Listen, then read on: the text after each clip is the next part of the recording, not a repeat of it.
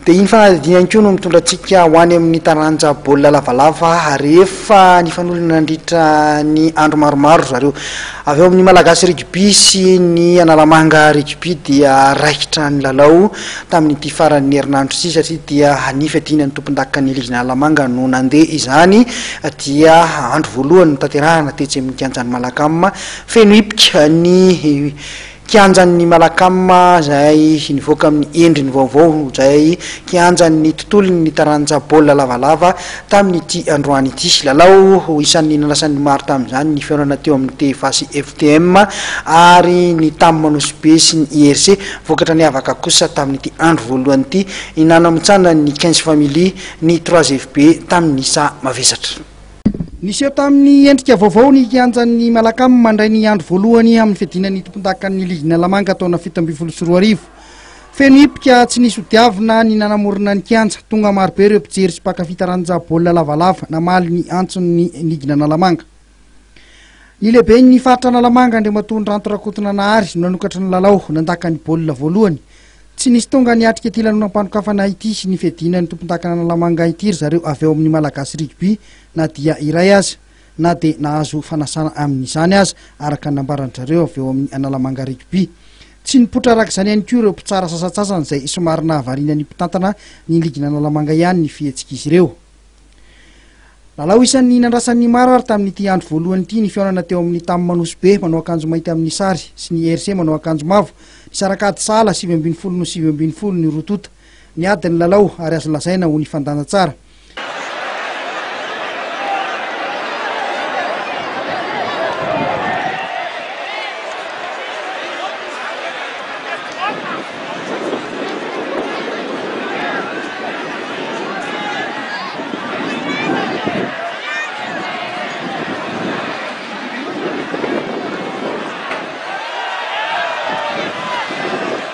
Teo amin'ny fizara-potoana voalohany dia ny IRC no nitarika tamin'ny isa 2.20 no enina.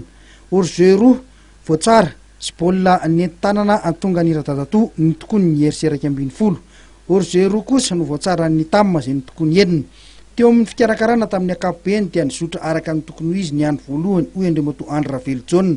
Tena aloha dia fisaoran'Andriamanitra satria izy manao fotoana sy fandaminana dia izao nama fotoana mapety anazy dia fifaliana ho anay analamanga rugby eto amin'ny faran'Analamanga manolotra izao fanombohana izao championnat régional eto amin'ny faran'Analamanga manomboka androany dia avril dia fifaliana eto amin'ny tanimena moa zany 5 taona teny tsy nisy baolina dia fifaliana ho any koa hitantsika izao mijery tonga maro be nanotrona dia fahalesena ho an'ny mondon'ny rugby zany.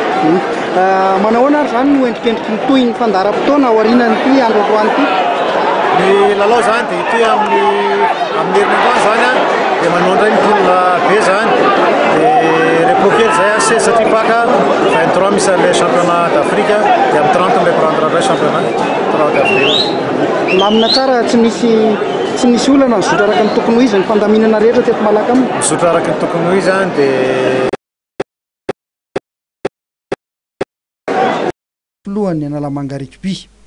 Teo amin'ny vokatra hafa kosa indray dia nivoaka sepitra ny Chemino voavaka tamin'ny VTM natsalovana tamin'ny Mokafoy 7-20 nomontsany ny 15 family tamin'ny isa mavesatra 2.20 kosa ny ekipan'ny ministeran'ny fahasalamana ny 3FB vokatra izay tsy napozin'ny rehetra tamin'ity andro voalohany ity. Nivoaka mpandresy ihany koa ny FTM manjakaray nanoloana ny TFA anaty azy tamin'ny isa 4.30 no 30. Araka ny nambarany zareo avy eo amin'ny analamanga rugby dia itoy amin'ny alahady 7 ny volana aprily izao ny andro faharoa amin'ny fiadina ny tompon-daka.